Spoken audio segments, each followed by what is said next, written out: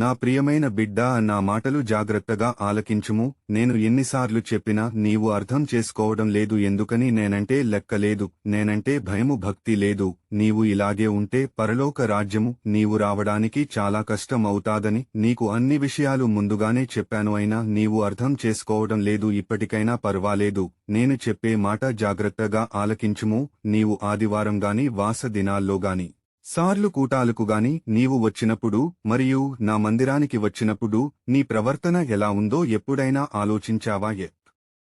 ఎప్పుడైనా గమనించావా? లేదు కదా. ఇప్పుడు చెబుతున్నాను, జాగ్రత్తగా ఆలకిస్తావా? నీవు మందిరానికి గాని ప్రార్థనలకు వచ్చినప్పుడు నీ సెల్ ఫోను స్విచ్ ఆఫ్ చేసుకుని రమ్మని చెప్పాను. అయితే నీవు ఏమి చేస్తున్నావు అంటే స్విచ్ ఆఫ్ చేసుకోకుండా మందిరమునకు ప్రార్థనలకు వచ్చి కూర్చుని దిక్కులు చూస్తూ ఉంటావు. అలాగే సెల్ ఫోను ఓపెన్ చేసి WhatsApp, Instagram, ShareChat, Twitter, Messenger, Facebook ఇంకా రకరకాల యాప్లు ఓపెన్ చేసి చెడు వ్యసనాలు చూస్తూ ఉంటాడు. నీవు మందిరమునకు వచ్చినప్పుడు ఇలాంటివి చేయవద్దని పదే పదే చెప్పాను. నీవు వినడం లేదు. మీ ప్రవర్తన బాగోలేదు. బుద్ధిహీనులు అర్పించినట్లుగా నీవు దేవుని సన్నిధికి వస్తావు, దేవుని మాటలు ఆలకించవు.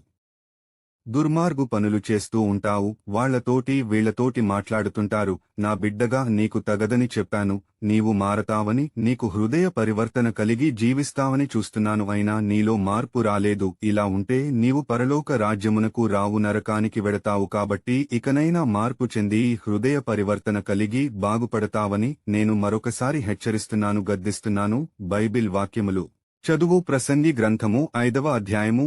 నీవు దేవుని మందిరమునకు పోవునప్పుడు నీ ప్రవర్తన జాగ్రత్తగా చూసుకోనుము. బుద్ధిహీనులు అర్పించినట్లుగా బలి అర్పించుట కంటే సమీపించి ఆలకించుట శ్రేష్టము. వారు తెలియకయే దుర్మార్గపు పనులు చేయదు. నీవు నా మాటలు విన్న తర్వాత ఈ రోజు నుండి అయినా నీ మనసు మార్చుకుని హృదయ పరివర్తన చెంది దుర్మార్గు పనులు మానివేసి నీవు నాలో ఉంటే నేను నిన్ను ఆశీర్వదిస్తాను, దీవిస్తాను, నిన్ను పరలోకమున చేరుస్తాను. నీ ప్రభుడను దేవుడునైనా యేసయ్యను మాటిస్తున్నాను. ఆమెన్.